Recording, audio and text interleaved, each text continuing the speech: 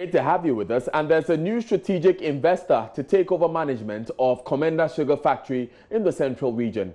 The strategic investor is led by Lalit Mishra Kumaud of the Indian firm based in Ghana. The Trades and Industry Ministry presented the investor to the Oman Hene of Commenda before they headed to the new factory. It's been more than 3 years since the factory was shut down. Listen to the representative of the Traditional Council. I feel great. I feel great because it's a dream come true. At least during my tenure of office as the paramount chief of the traditional area. We have all fought for it. But I remain the #1 winner for this project of the factory. So it's a great day for me. What are the expectations? I mean, do you expect that, I mean, it will be revamped and then the promises that were given when the factory was about to be established would come to pass? It's like you've done the first part of it, but the former government, then something, we were informed that something went wrong. The factory is not complete. There remains further refurbishment and further or additions to the whole process. And today, at least, I've seen somebody here, an Indian general manager, and a new firm or enterprise in sugar production. So that has given me the hope that it will not be as it happened previously, that we are now progressing, we are now moving forward for the development of Commenda. That's why I told the man, the general manager, that he's here and I promise, I know that he's coming to change the terrain of the area. So everything will change for better. And then I know, my last question, so I know that it was an uncomfortable situation for you, people calling for the coming back of the Commenda Sugar for the operationalization of the factory and all of those things. Tell me how those moments were for you. Sometimes I will do my best to avoid even the press, the media men. And you can see the sort of situation I went through. Even trying to avoid your own people, because the questions that will be coming sometimes embarrassing. Sometimes you don't know. I'm a chief. I don't form part of the government structure. I'm not a businessman. I'm a chief. I'm only supposed to release the land and then when I be bombarded by questions here and there, as if the factory is for Nana. Yes, it's once on my soil, it is for me. So it was an embarrassing situation. Thank God things have changed.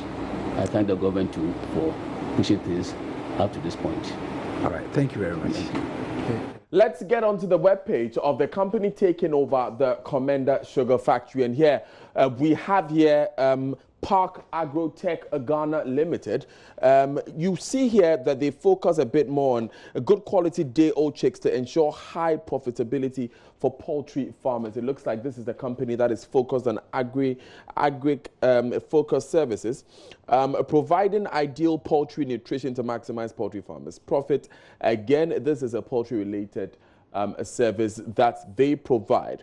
They also bridge the gaps in availability of cereals and vegetables in Ghana. You see there a picture of mechanized farming with one of the largest pivot irrigation systems on their websites. They're also a subsidiary of one of the largest integrated poultry business companies from India, with a turnover in excess of $150 million at the Skylark Group.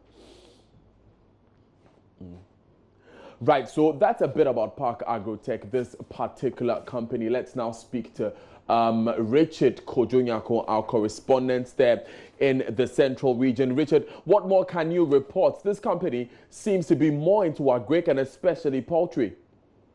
Yes, that's true, and that is why the Ministry of Trade and Industry, in conjunction with the with the other stakeholders, selected agro. First, there were 15 people that expressed interest in the Commenda Sugar Factory. When it came to the actual bidding, 5 people bid for the Commenda Sugar Factory, and finally, Park Agrotech Limited, an Indian-based company in Ghana, was given the nod.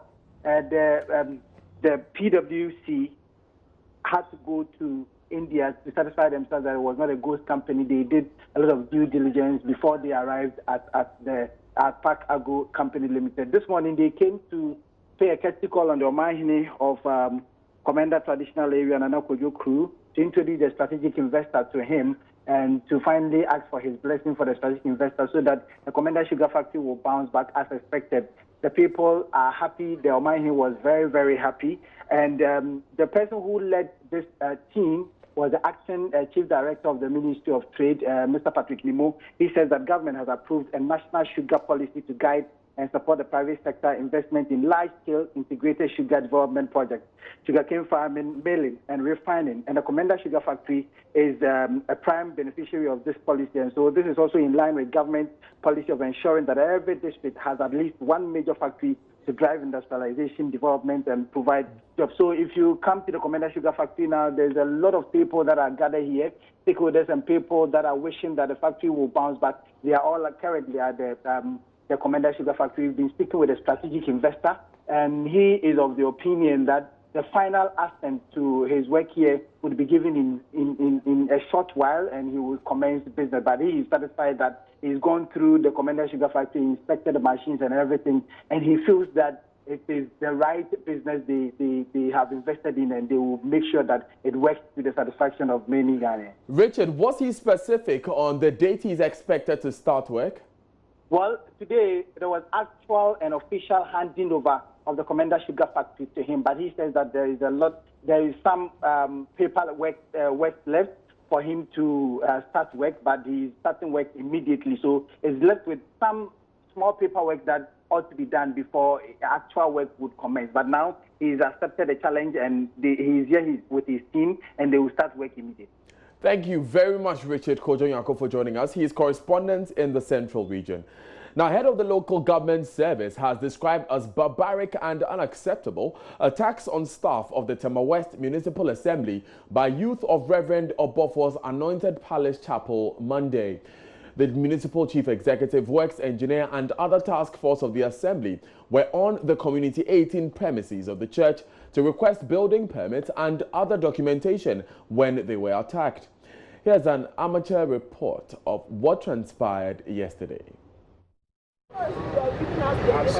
So at APC Church, APC, Anointed Palace, belonging to Reverend Obofo, and Tema West Municipal Assembly, the chief executive and her officers were here to inspect his building permit.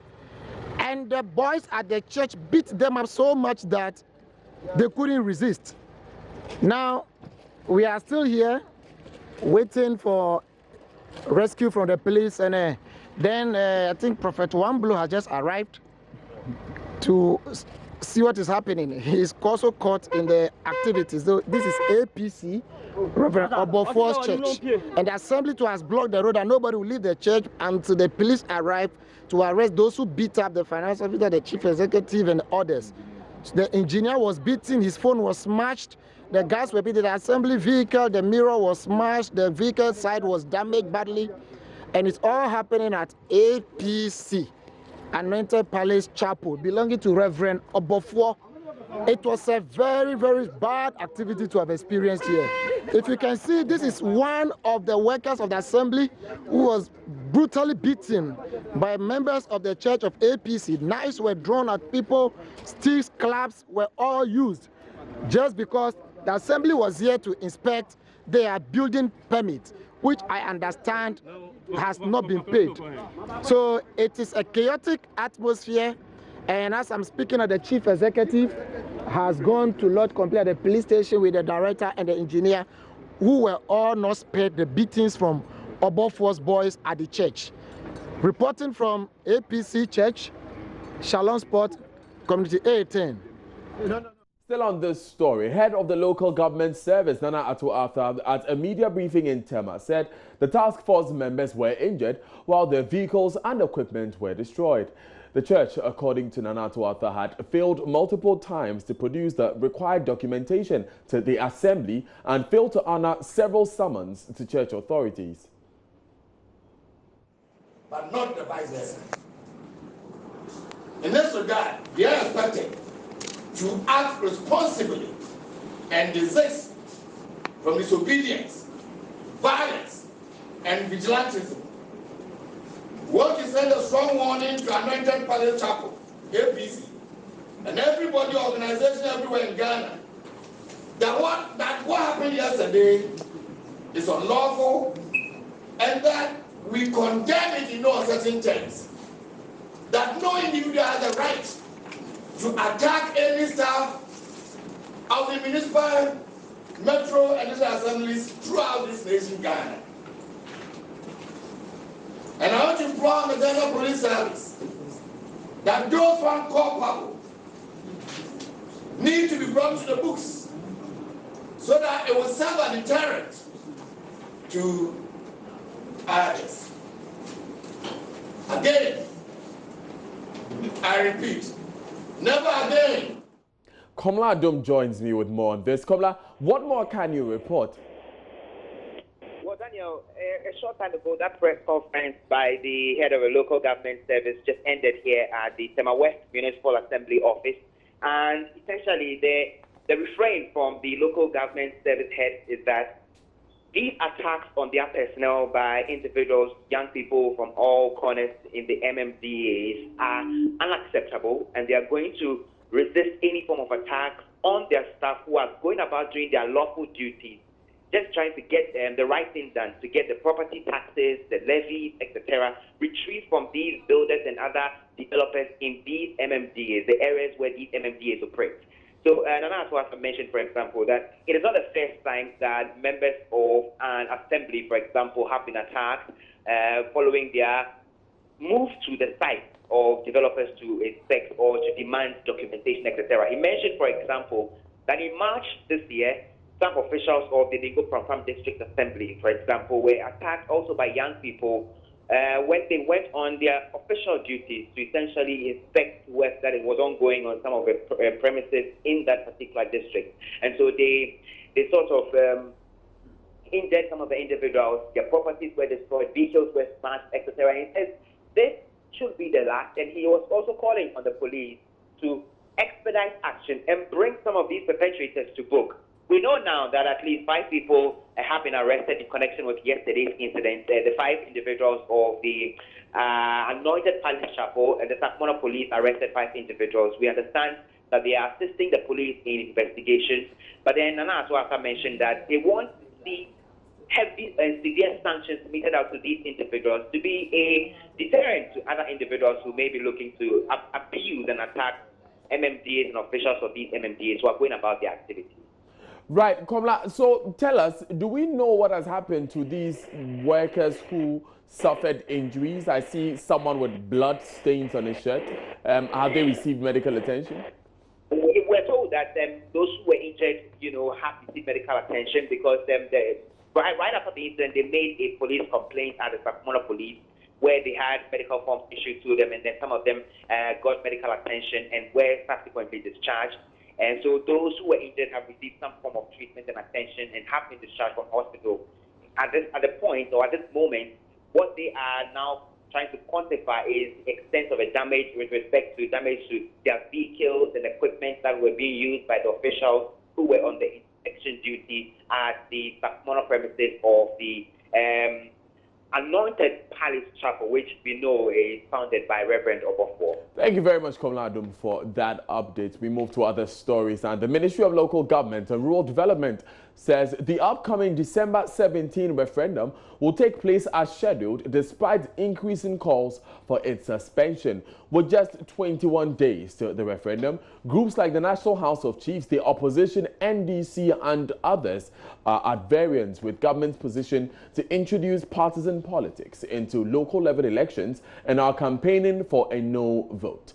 But speaking today on the AM show with Mama V. Otuabuaje, Deputy Minister of Local Government Osebun Swamwa says until the president pulls the plug on the referendum, it will come off as planned. No, after those things were raised, they were brought on the table. Okay.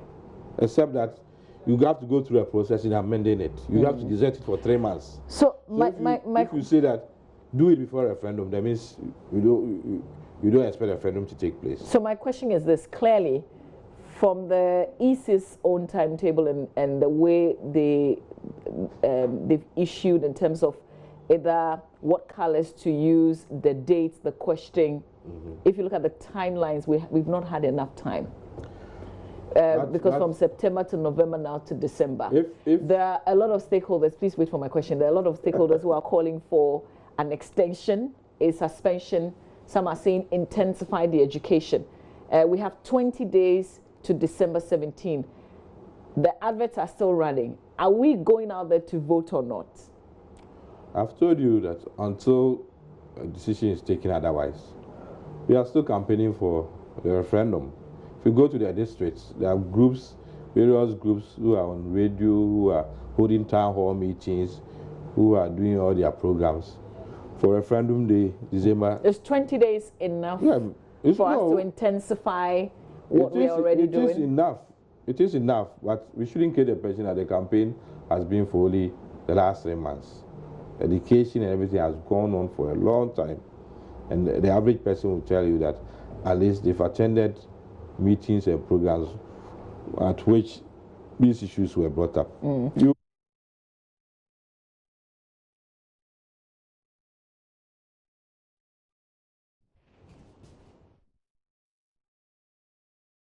Now, the minister has also been responding to concerns by some civil society organizations that a partner's partisanship in Ghana's local government level will increase corruption.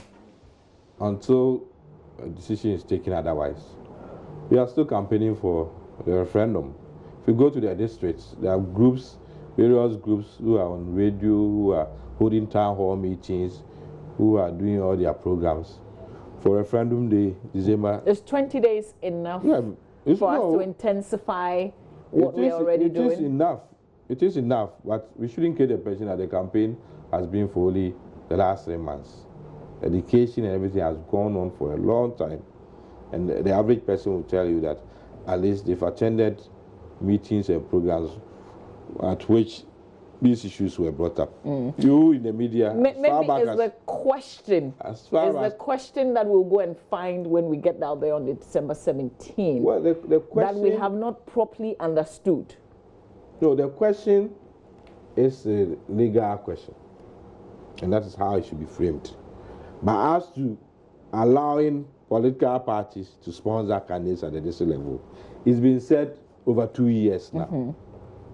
It's your yes and no that is saying that all that has been said over these 2 years. Now, when you're going to vote, you would have to vote yes to mean that you agree that political parties should be allowed to sponsor candidates at the assembly level. I got the impression or no, you don't agree. Is the question in terms of I'm saying yes to the question or I'm saying no to the question that people didn't quite understand?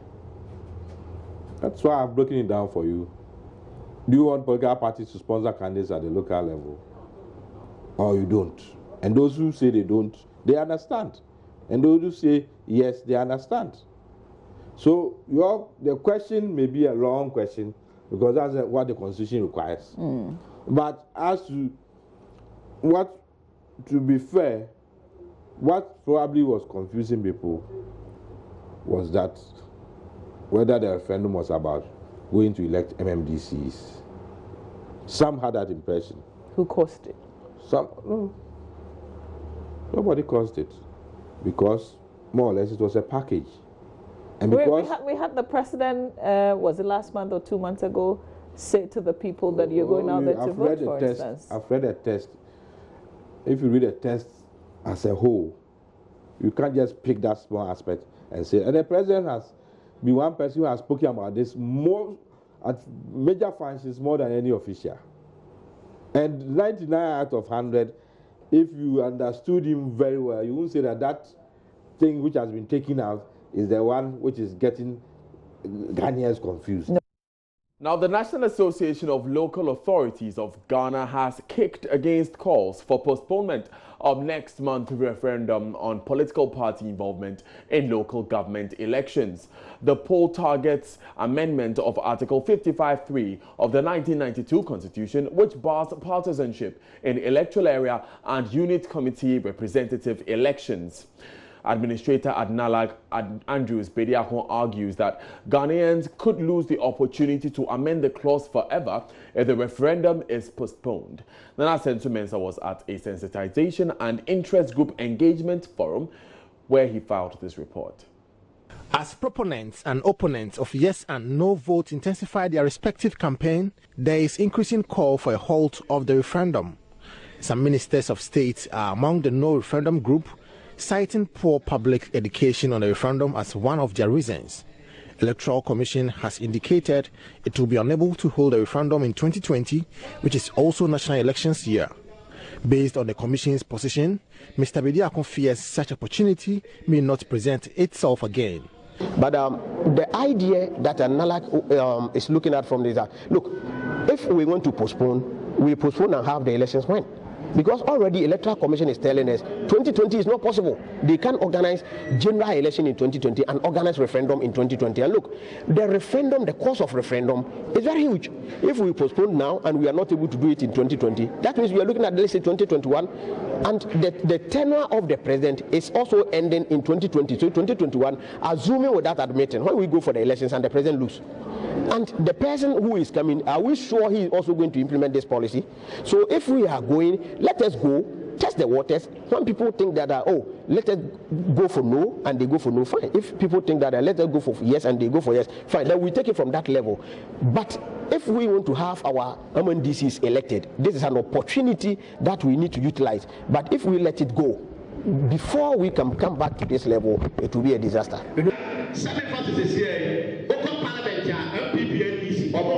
Meanwhile, NALAC has intensified sensitization for a yes vote through workshops for identifiable groups, including journalists and market women in Ashanti region. Mr. Bediako admits education is low, but he insists the process must continue. Actually, the education is not all that at the level that we expected. But all these things has come as a result that initially there was a consensus from both political parties. They all agreed to have this, to have the yes vote. So people realize that if the two major political parties are at the consensus level, there is no need, although education there, but not at this level. It's like when they were creating the new regions. When both political parties came together, it was very successful. So all these things has come that the challenge has been in the system because one political party decided that as it stands now, we are not going to get involved and all those kind of things. That is what has brought about. But I think it is also a blessing in disguise because that has intensified the campaign from stakeholders who are supposed to be the front to campaign for the yes vote, and people are doing a lot. Also, currently, as you said, the education is not at the level that we expected, but we are doing a lot. For JoyNews, Nana Sensu-Mensah. Away from the December 17 referendum, leaders of both sides of the parliamentary divide have wrapped up the budget debate with the minority demanding valuation of assets of service provider ECG as government prepares to privatize it.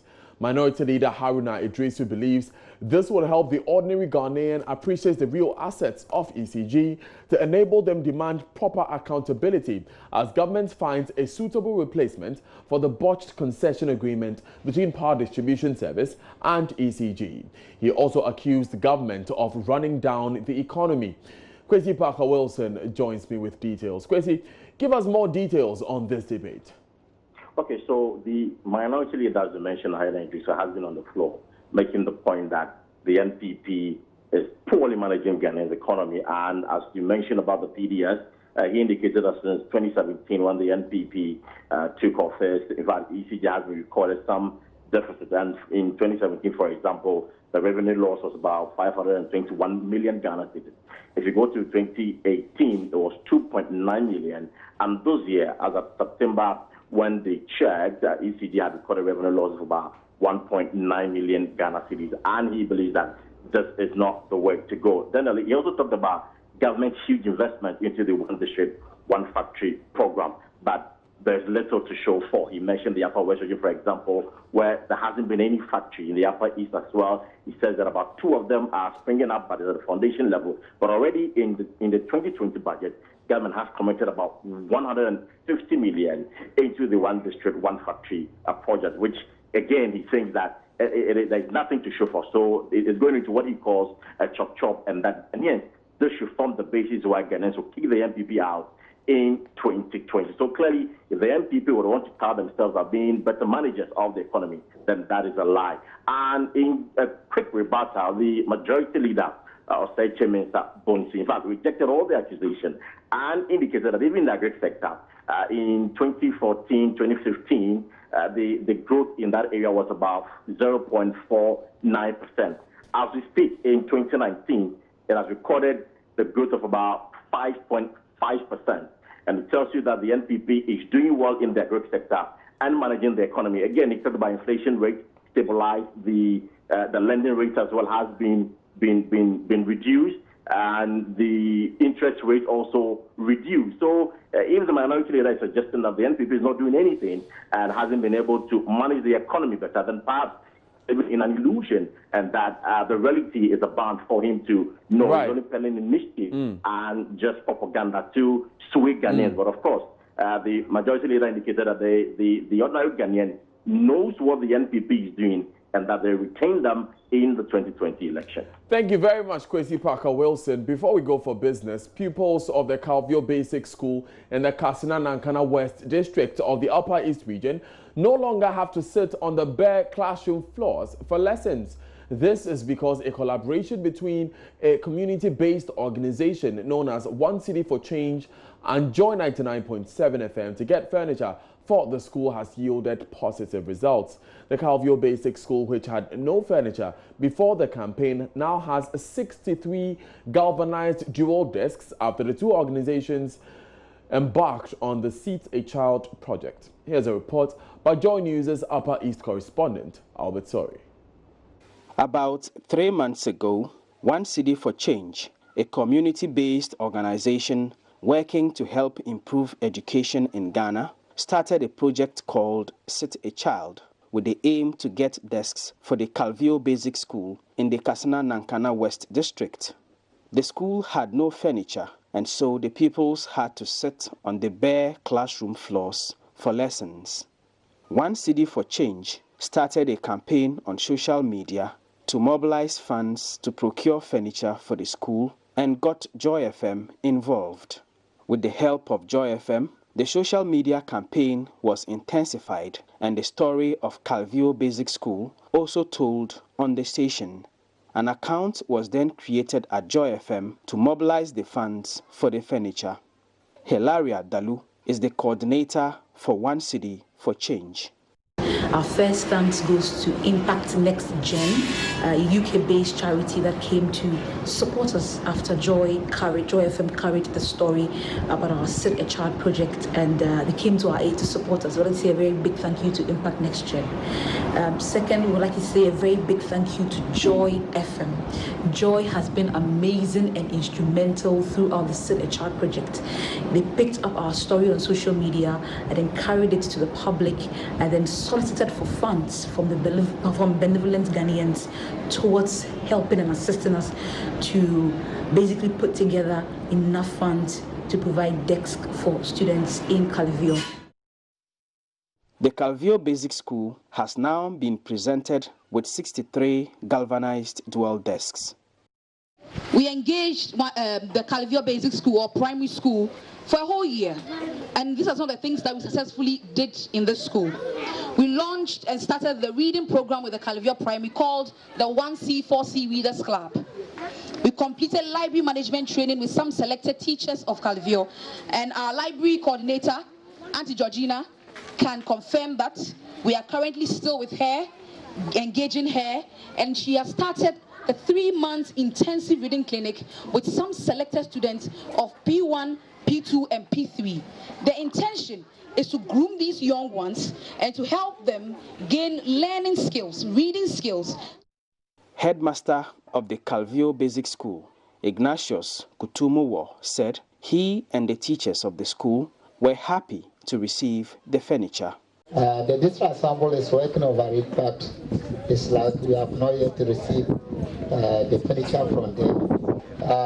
Low upper block and then the lower block, the furniture were not enough for us.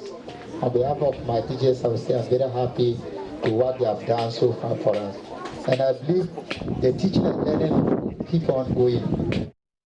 For the pupils of the Calvio Basic School, it was an exciting moment to finally have furniture on which they can always sit for their lessons. In the class, we sit down on the floor.